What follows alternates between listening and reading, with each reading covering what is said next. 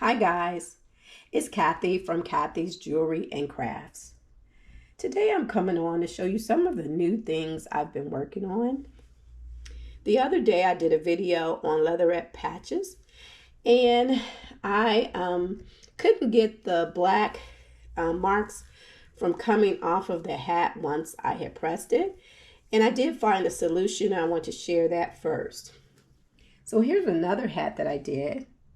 And I watched a video and this guy, I don't remember his name, but he said, do not use the hat press, use a heat gun. And when you use the heat gun, you heat up the back of the patch with the adhesive on there. And then you press it on the hat where you want it to go.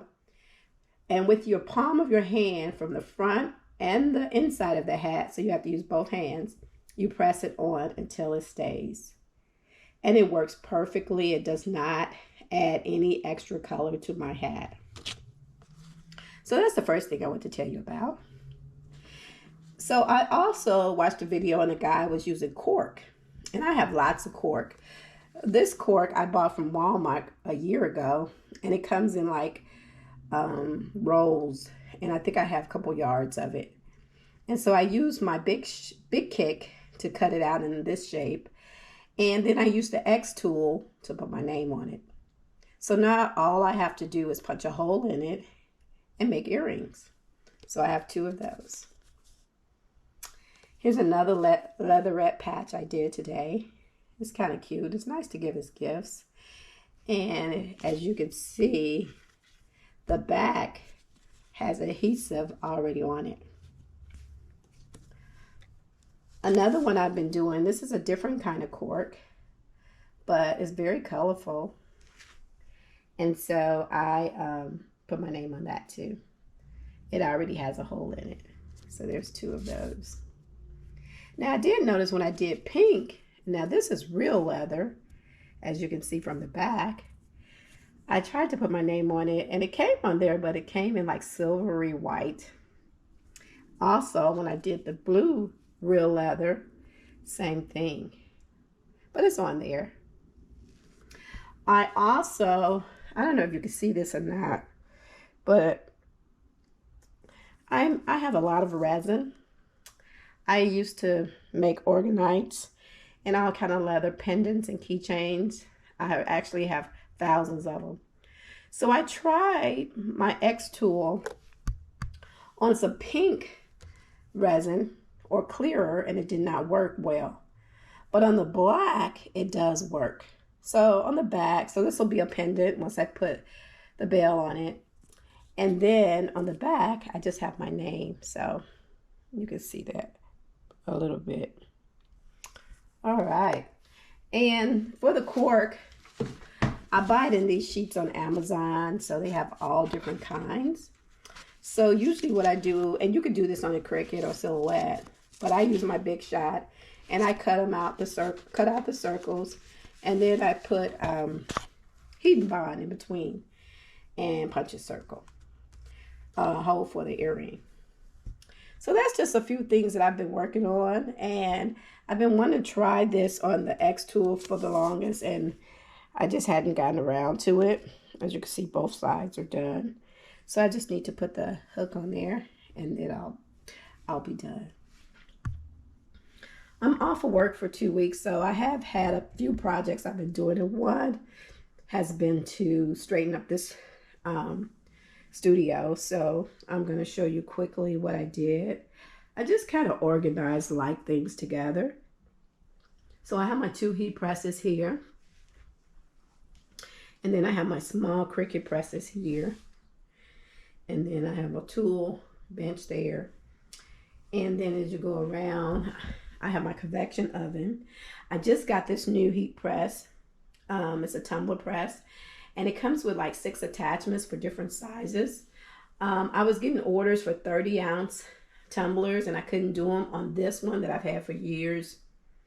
And then for my kindergarten classroom, I wanted to get all the kids, and I have 20 students, a kid-sized tumbler with their name on it. It would not fit in this one. So this one, I was able to do it with no problem. As we go around, we see my drill presses. I have two. This one I've had for at least 10 years. It's a workhorse. It's really good. It's tool shop. I got it for $15 at an auction. And then my button presses, which came in handy this year because my classroom went to the apple orchard.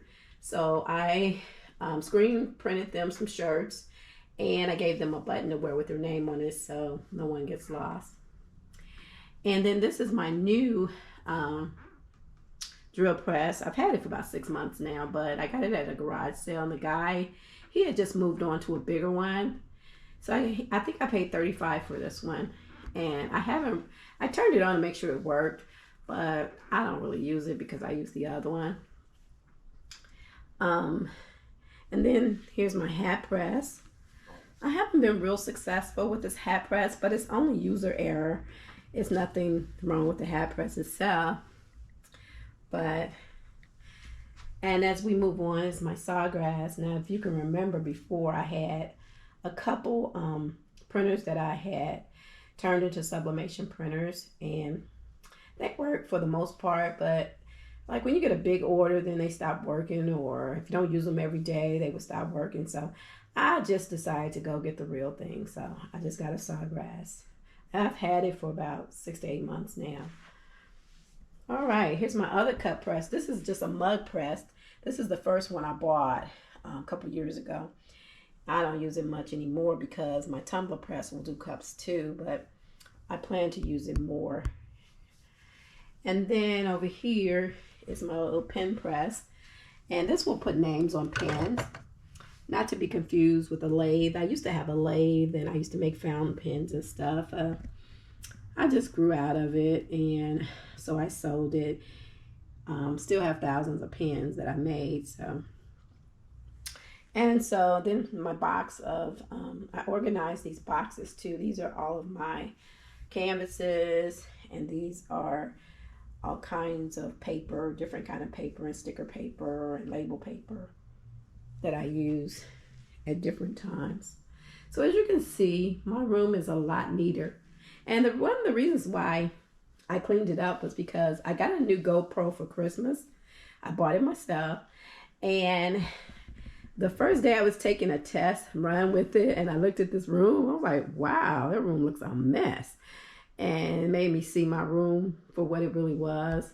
And so I just said, I was going to clean it up, and I did. So it's a lot more organized, and I can, just go right to everything. So yes, I just came on for this little short video. I'm going to try to make more videos, especially while I'm out for 2 weeks. And yes, I know my heat press is dirty.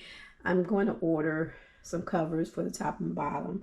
This is a fancier studio. It was my first heat press, and yeah, it has been used a lot.